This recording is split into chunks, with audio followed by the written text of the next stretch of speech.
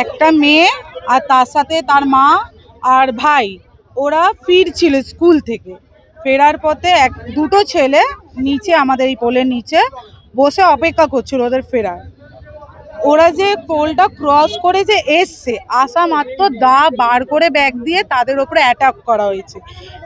যেই মেয়েটাকে অ্যাটাক করা হয়েছে তাকে নাই নাই করে অনেকগুলো গলায়, ঘাড়ে, মাথায়, নানান জায়গায় মানে বার করা হয়েছে। শুধু মেয়েটাকে না, মাটাকেও। মেয়েটার অবস্থা খুবই খারাপ।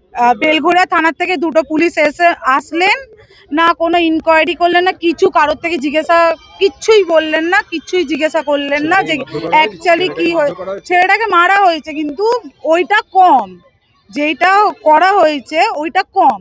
ছেলেটাকে মেরে কেটে অন্তত উল্টো ঝুলিয়ে ওকে জ্যান্ত জ্বালিয়ে দেওয়া উচিত। আমাদের এই গুয়াটাই একটা হচ্ছে মানে ডাল্লাভ টু মানে এই প্রফুল্লনগরে আসার একটা মানে রাস্তা।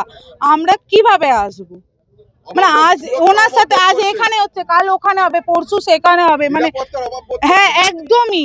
আর পুলিশ হচ্ছে সবার দিয়ে ফালতু পুলিশ, এক নম্বরে ফালতু হচ্ছে পুলিশ, ঘুষখোর পুলিশ। পুলিশদেরকে আগে কেলানো উচিত। দিনের বেলায় দুপুর 2টোর সময় একটা 13 বছরের বাচ্চা মেয়েকে এখানে ভাড়া থাকে একটা ছেলে, অভিজিৎ, ছেলেটার নাম অভিজিৎ। দিনের পর দিন এরকম হতে পারে না সব জায়গায়। দিনের পর দিন তো অপরাধ বেড়েই চলছে, ক্রাইম বেড়েই চলছে দিনের পর দিন। বলুন না, পুলিশ এসে অপরাধীকে বাঁচানোর জন্য এখন পুলিশ এসছে, অবশ্যই পুলিশ অ্যারেস্ট করে নিয়ে গেছে। কি হবে, লাভ কি হবে, বেলঘড়িয়া থানা। কি বলবো, এই দৃশ্য বলা যায় না। মানে এইভাবে মারছে, মানে বাঁচাতে যাচ্ছে, যে বাঁচাতে যাচ্ছে তাকেই মারছে। ভাই তোর রাগ করছে, দাঁড়া মারিস না বলতে বলতে এমন মারলো এইখানে দিয়ে পড়ে ছেলের মেয়েটার গলাটা কেটে দিল।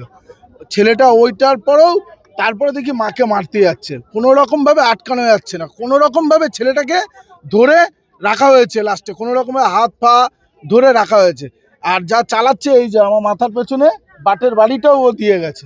কি কারণে মেরেছে, কিন্তু বাচ্চা মেয়েটার পরিবারকে আমি চিনি, খুব ভালো এবং ভদ্র মেয়ে, কিন্তু ছেলেটা খুবই বাজে ছেলে।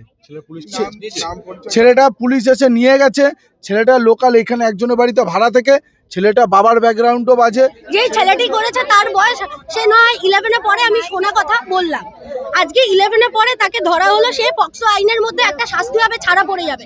কিন্তু এই যে শাস্তিটা তার হওয়ার পরে কালকে যে আরেকটা ঘটনা ঘটবে না তার কি গ্যারান্টি? এখানকার লোকাল রেসিডেন্টরা একটা জিনিস বলছে যে এই যে টানেলের তলায় এই যে রাস্তাটা, এখানে আলো থাকে না, ওরা সিকিউরিটি নিয়ে একটা প্রশ্ন তুলছে। দিনের আলোয় ঘটনাটা হয়েছে, সেটা তো দুটো না আরেকটা।